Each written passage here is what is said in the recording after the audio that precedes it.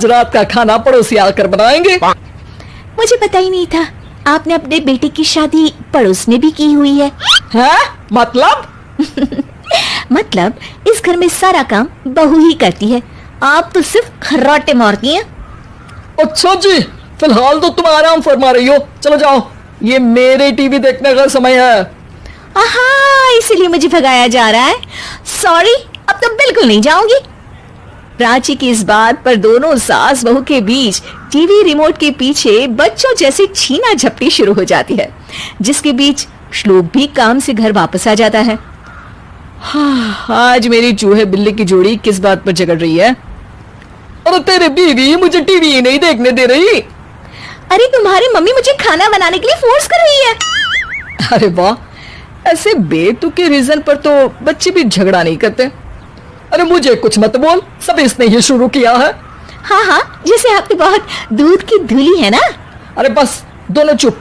प्राची जाओ, खाने की तैयारी करो। और माँ तुम छोड़ो, तुम्हें क्या बोलूं, शांति से अपना सीरियल देखो, मुझे दोबारा लड़ने की आवाज सुनाई नहीं देनी चाहिए। ऐसा बोलकर श्लोक वहां से चला जाता है, जिसके पीछे पीछे प्राची भी कुछ न कुछ बड़बड़ाते हुए रसोई में चली जाती है। हाँ हाँ, सासू जी को तो कुछ बोलेंगे ही नहीं, बस मुझ पर ही हुक्म चलता है, खाना बनाओ, जैसे मैं इनके घर में खाना बनाने के लिए आई हूँ। इसी तरह शाम बीतती है और रात को श्लोक और प्राची की सास खाना खाकर सोने चले जाते हैं, लेकिन प्राची गुस्से में कुछ खाए बिना काम में ही लगी रहती है।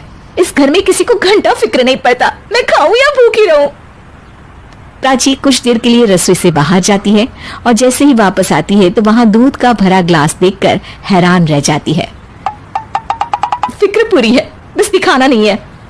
प्राची दूध पीकर सोने चली जाती है और अगली सुबह एक बार फिर सास बहू का कार्टून नेटवर्क स्टार्ट हो जाता है।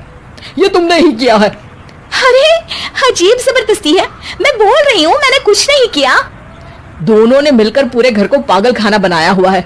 यहाँ कोई नॉर्मल इंसान तो रह ही नहीं सकता, इसीलिए अब पड़ोसी क्या रिश्तेदार भी घर आने से कतराते हैं। और सुन बेटे, तू भी चंगा, तेरी माँ भी चंगी, तेरी बीवी भी चंगी, रिश्तेदार। हाँ जी, आपको नहीं पता क्या, गंगाधर ही शक्तिमान है, रिश्तेदार ही। हाँ हाँ, बस समझ गया। कभी जानवरों जैसे लड़ेंगी तो कभी जुगलबंदी करेंगी। भाई मैं आप दोनों के बीच में नहीं फंसना चाहता। सास बहू की इस मनमौजी जोड़ी से परेशान होकर श्लोक अपना सिर खुजलाता वहां से चला जाता है। चलो अब मैं भी कीर्तन में जा रही हूँ। इस पर जैसे ही सास कमरे में अपना पर्स लेने जाती है तो वहां नाश्ते की प्लेट रखी देख मुस्कुराने लगती है और नाश्ता करके घर से बाहर निकलते हुए कुछ पैसे टेबल पर रख जाती है, जिसके कुछ देर बाद सिलेंडर वाला घर आता है। ओ मोरी मैया, मैं सिलेंडर के बारे में तो बिल्कुल भूल ही गई थी। घर खर्च के सारे पैसे भी मम्मी के पास है और श्लोक से बोला तो उल्टा 4 बात सुनाएंगे। प्राची ये सोच ही रही होती है कि अचानक उसका चेहरा चमक उठता है और वो घर में आकर इधर उधर देखने लगती है। तभी उसकी नजर टेबल पर रखे पैसों पर पड़ती है, जिन्हें वो सिलेंडर वाले को दे देती है। ये सब श्लोक देख लेता है।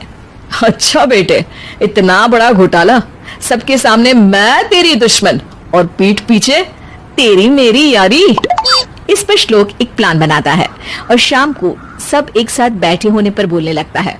माँ, तुम दोनों की बहुत लड़ाई होती है, इसलिए मैं सोच रहा हूँ कि प्राची को उसके घर छोड़ाऊं, इससे वो भी खुश रहेगी और तुम भी। अचानक श्लोक की ये बात सुनकर सास बहू शौक से उसकी तरफ देखती हैं। अरे ऐसे कैसे घर छोड़ाओगे, मुझे कहीं नहीं जाना। अरे तुमने बोला नहीं पर मैंने सुन लिया, तुम्हें मम्मी के साथ रहना अच्छा नहीं लगता, मुझे पता है। अरे वो अरे, जब बहू खुद कुछ काम बोले तो वो तुझे सुनता नहीं, और अब जो इसने बोला ही नहीं वो तू समझ गया। जब उसे नहीं जाना तो फिर जबरदस्ती क्यों कर रहा है? अच्छा, फिर आपको मौसी के घर छोड़ाता हूँ। बस अब आप दोनों एक घर में एक छत के नीचे नहीं रह सकती। मैं इस टॉम एंड जेरी की जोड़ी को और नहीं झेल सकता। है? ऐसे कैसे नहीं रह सकते? तुम्हें इतनी दिक्कत है तो तुम्हारा बोरिया बिस्तर पैक कर देती हूँ, लेकिन मम्मी जी कहीं नहीं जाएंगी। बिल्कुल यही सुनना था मुझे। अगर दोनों में इतना ही प्यार है फिर हर वक्त ये लड़ाई का नाटक क्यों करती हो? देखा मैंने कैसे माँ किचन में दूध रखती है और तुम उनके लिए कमरे में नाश्ता रखती हो, और कैसे वो पहले ही तुम्हारी दिक्कत समझकर घर में पैसे रखकर बाहर जाती है। अरे भाई, इतना ड्रामा तो डेली सोप में भी नहीं होता जितना तुम दोनों ने इस घर में फैलाया हुआ है।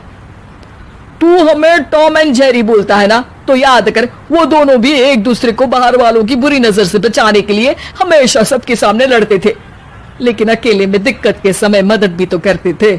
बस हमारा रिश्ता भी कुछ ऐसा ही है। और वैसे भी अगर सास बहू में तू मैं नहीं होती तो दुनिया वालों को कहानियां कैसे मिलेंगी?